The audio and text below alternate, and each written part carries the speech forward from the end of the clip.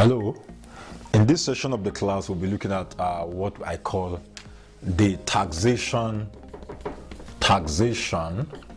of personal income. So, of course, when we talk about taxation of personal income, taxation of personal income, this is the tax imposed on the incomes of individuals. Any tax that government impose on the incomes of individuals is what we call the taxation of the personal income. So we want to look at the various aspects or various forms of this taxation of the personal income. Forms of taxation of personal income.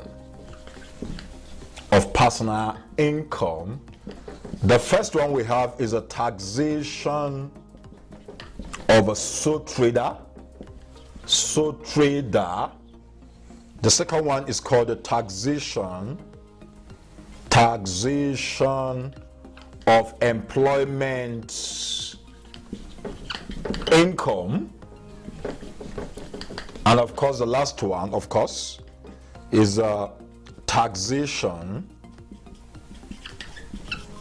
of partnership or partners.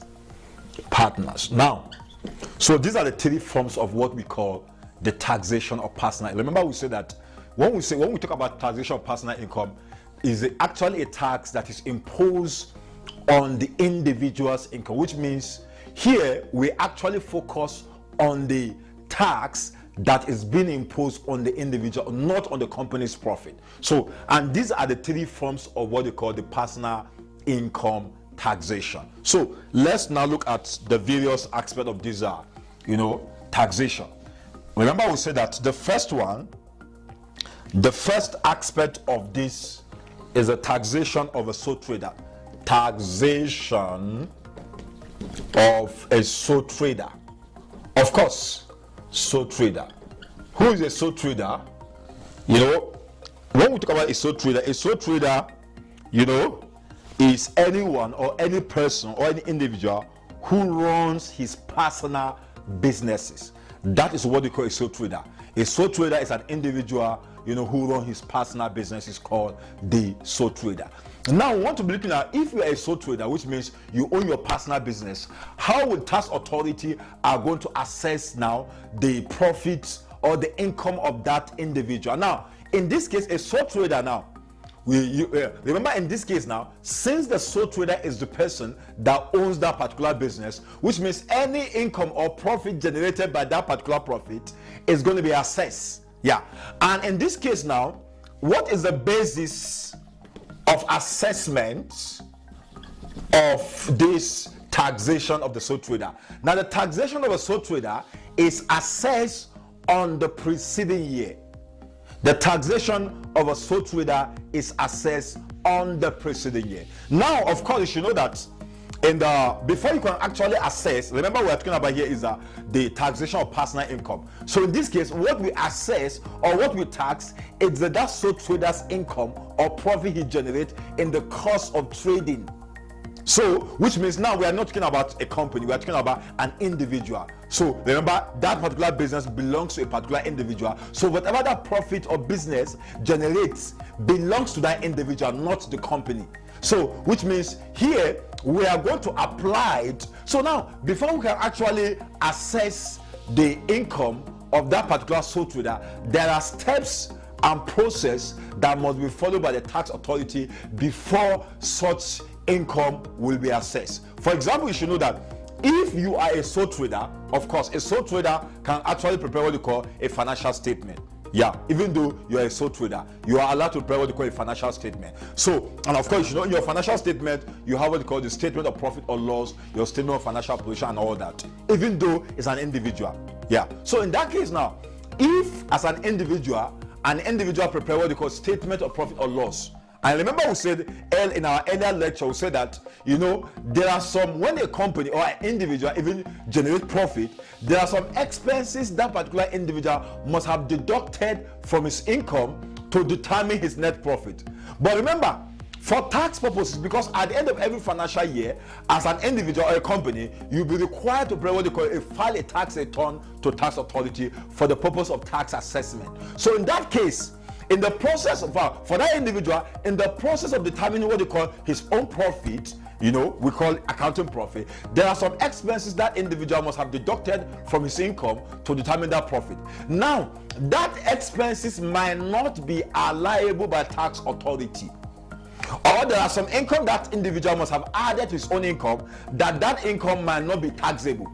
So which means you should be able, which means anytime you an individual prepare financial report, before he can actually file his tax return, there's what they call an adjustment must be done to determine how much the tax authority are going to base their tax on the amount of profit that particular individual generated. So now let's look at now what are those steps and process that is being done in the process of determining the amount of profit or amount of income that should be assessed. But remember, again, I need to explain something. You remember, in taxation generally here, particularly in the taxation of the personal income, now I need to explain some things now which are very, very important. Now the first thing I need to explain is what they call earned income, and also there's what they call an unearned income. Of course, in taxation, when you talk about earned income, an earned income is an income that is being derived either by individual or company as a result of the mental and physical efforts of that individual. Is called an earned income.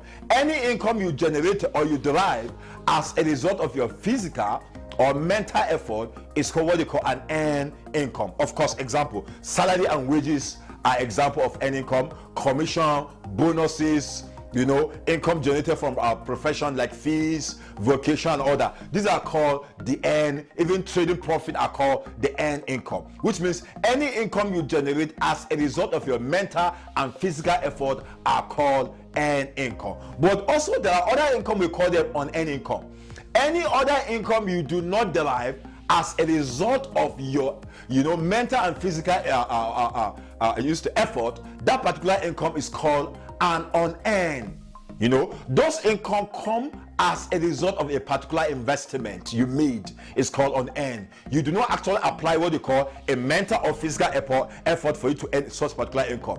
You just invest it and you generate such. And example of such a particular income are called dividend received. Maybe you invest into a shares of a particular company and you receive dividend. That particular income is called an unearned income. Maybe the interest you receive as a result of investment, maybe in fixed deposit or in a bond and all that, and also rent receive. And these are basically what we call an unearned income. Dividend receive, rent receive, interest receive, and all that. We call them. So now you have to understand this basic classification of income. Now we have. So now in this case, now remember we are looking at how a tax an individual. Remember we are looking at taxation of a sole trader. And remember, and I say a sole trader. Here, it's actually the income of that sole trader is assessed on the preceding year, on the preceding, not on the actual here for the sole trader.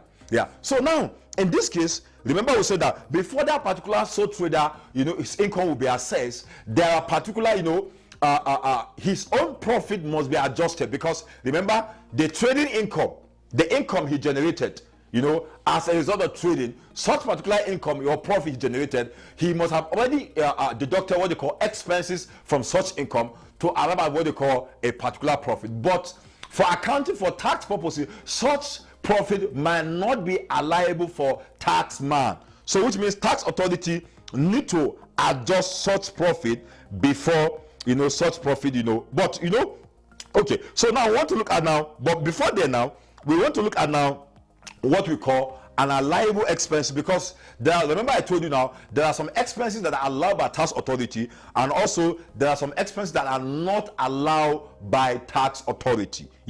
So now let's look at now what are those, what we call allowable expenses and non-allowable expenses for tax purposes. Because remember, as I said earlier, that in this case, anytime a sole trader generates a particular profit, there are some expenses he must have deducted from income, before he can arrive at his own profit. But tax authority might not going to allow that particular amount of profit. Why? Because those expenses he deducted might not be allowable for tax purposes. So that is why now at the end of the day, that particular profit must be adjusted before them. So now, of course, you know that before an expenses will be allowed by tax authority, that expenses must pass through this, what I call them, litmus tests. A litmus tests. The first thing, of course, is that expenses, must be holy. Number one is holy. Must be holy. Now, to be holy means that expenses must have been incurred completely for the business. Hence, and private use must be removed, which means any expenses under holy that you must incur, that you must allow, as an allowable expense, which means that expenses must be incurred for the purpose of the business, not for private use. So which means, for example, let's assume the owner is sole trader, maybe he incur a private expenses, and he now went and deduct that private expenses from the business. The tax authority are not going to allow that private expenses. Any expenses that you must incur, that expense must be incurred for the purpose of the business. That's the meaning of holy. Okay, the second one, test, I call it litmus test, is that we call it reasonably. Under reasonably, we say the cost must seem reasonable. The reason for such expenses must be justifiable and must not eat up the profit significantly. Now, which means in this case now, any cost you want to incur, that cost should be reasonable, for the business. For example, let's assume the owner of the business or the sole trader, he's paying salary to his wife, who is not even an employee of that particular business, or that sole trader is paying a salary to his girlfriend, so which means that expense is not reasonable. Or maybe, for example, that particular sole trader is entertaining his friends who are not helping in developing his business, so which means that expense is not, that entertainment expense is not reasonable. So any expense you must deduct from your income for taxable, which means that particular. Okay, so remember we're talking about reasonably. So that's that. Any expenses that is not reasonable, you should not deduct that expenses for tax purposes. Of course, the next one is called, the third one is exclusively. Of course, expenses must have been in the business name and incur for the business. Of course, any expenses you have to claim, that expense must be incurred also exclusively for the purpose of the business name before the tax authority are going to allow such particular expense. Of course, and then the last one is called the necessarily. I mean, the expenses should in some way help to generate the income. Of course, any expenses that you have to claim or allow by tax authority, that expenses should be able to help the company or the sole trader to generate its own particular profit. Because any expense incurred that does not help in generating profit, that expenses should not be allowed by tax authority. So these are what you call the litmus tests that must be conducted before the tax authority will allow a particular expenses. So now, remember I told you initially that there are some steps that must be followed before you can actually make an adjustment for that sole trader's profits. Of course, the first one, let me just help you to identify such steps. Now, the step one is that if the financial statements or the statement of profit or loss account of that sole trader is given to you, of course it will be given to you. Of course, in that profit or loss account, they will give us all the information. That's mean all the net gross profit, all the expenses deducted to arrive at what they call the net profit, and also all the additional information. The first step is that you should be able to identify the net profit, which we call the accounting profit. Yeah, that's the first thing, which means in the process of doing an adjustment, remember we're looking at the adjustment now, because before that particular profit or income is assessed, the tax authority must ask the taxpayer to make an adjustment So the first is that you have to go and identify the net profit. The second steps is that you have to go and identify what they call these non-allowable expenses, which I'm going to give it to you. You know, now subsequently say non-allowable, which means add the identify and add the non-allowable expense, which means any expenses that does not meet up with this criteria, you have to go and identify and also add them up. And also the step 3 is that we have to go and deduct non-taxable income, because there are some income that the sole trader must have added to his income before he can arrive at the net profit. Such income actually are non-taxable, you know, so which means you have to go and identify such add back such non-taxable income first. Then of course, and the deduct. So in that case now, then the next one is that after we have gotten our this thing, then of course if there's a balancing charge, number 4, balancing charge in the question, we'll go and add the balancing charge. And of course, number 5, if there's a loss relief brought forward must be also be deducted, deduct it. Then number 6, if there's capital allowance, maybe that particular individual acquired an asset, which means he's supposed to claim capital allowance on that asset. So you have to go and deduct also capital allowance. So whatever you have, you sum everything together. By the time you remember I say identify net profit, you identify and add up the non-taxable income, deduct non-allowable expenses, deduct the non-taxable income. If in case there's a balancing charge, you add it. In case there's a loss relief, go and remove it. Remove capital allowance. Whatever you have is your what you call the earned income. Yeah, that is what the tax ought. And again, if that particular individual has what you call this, the addition of everything, whatever you arrive at here is called an earned income. An earned income from the trading. I mean, that is accounting. That's the taxable profit of that particular sole trader. It's an earned income for him. So, and in case that particular individual has what you call an unearned income. Unearned income, remember, maybe he received a dividend, you have to go and add up the both earned and also the unearned income before that. So by the time you add both earned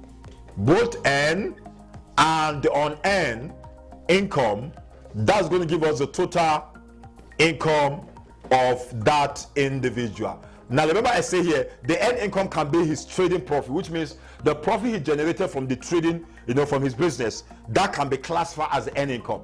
And unearned income here could be, and maybe perhaps that particular individual went and invested in terms of stocks and shares of another company, and he received dividend from that, which means it's an earned. So by the time we add both earned and unearned, it's going to give us what they call the total gross income of that particular individual. Before we can now, if there's any other relief, we are going to talk about all those relief and allowances and exemptions that are given to an individual under the personal income tax. You should know that, because here, remember here, this is not under this taxation of a sole trader. A sole trader is going to be assessed not on the personal income, not on the company. We're not going to apply what they call those tax rate 30%, because remember it's an individual. Yeah, it's not a company. So whatever even though that his business cannot be classified as a company. Yeah, perhaps it's not registered, perhaps. So which means whatever income he generated, we are going to consider as an earned income for him. So maybe he has any other unearned income, we add it to get his gross income. If of course later we are going to be looking at other, the exemptions, the reliefs, the allowances that are granted to an individual, before his income will be assessed. Before we can apply what they call the tax table, of 7% and all that. So these are base guys. So now, in this case, now let me just let me just be able to tell you what are the example of what we call both allowable and disallowable expenses. So let me start with what we call the let's start looking at what you call the allowable expenses. Yeah, let's start looking at what are the examples, because so that when you go to examination hall and you see them, you should be able to know, okay, this is an allowable you should be able to know that what an example of that. Okay, number one, we have bad debt. Bad debt written off is an example of a liable expense. You should know what a bad debt is. So that is that.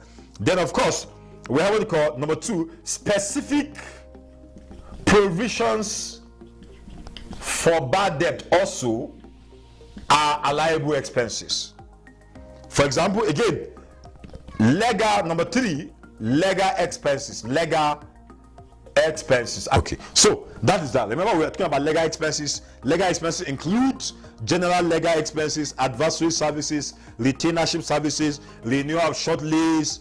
Any cost of defending the business are all under the legal. In case you see this example, please, they are all allowable expenses. Remember, they are all under legal expense, because legal expense is very, very wide.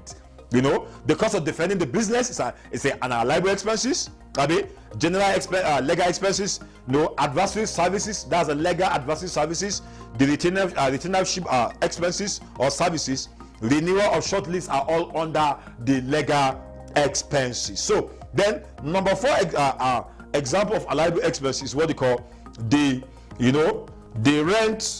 rent paid, which means any rent you paid on the business, not on the personal, on the personal dwelling of that particular individual, not for that business. So that is that. It's also then of course number five is contribution approved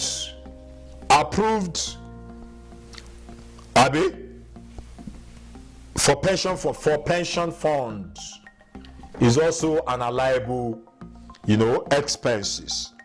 Then of course another one is called donation. Donation also is an allowable expense, but you should know that before donation can be allowed, there are actually there are criteria that must be met before tax authority will allow what they call donations. Of course, let me just give you those criteria. For example, before a donation can be allowed by tax authority, which means that donation must not exceed 10% of the profit, must not exceed the 10% of the profit of that particular company. When you are donating to any donation you are going to make as an individual, that donation should not be more than 10% of a particular profit of that individual. Then that's number one, before a donation can be acceptable by tax authority. The second criteria is that before donation can be accepted is that the donation must not be capital in nature.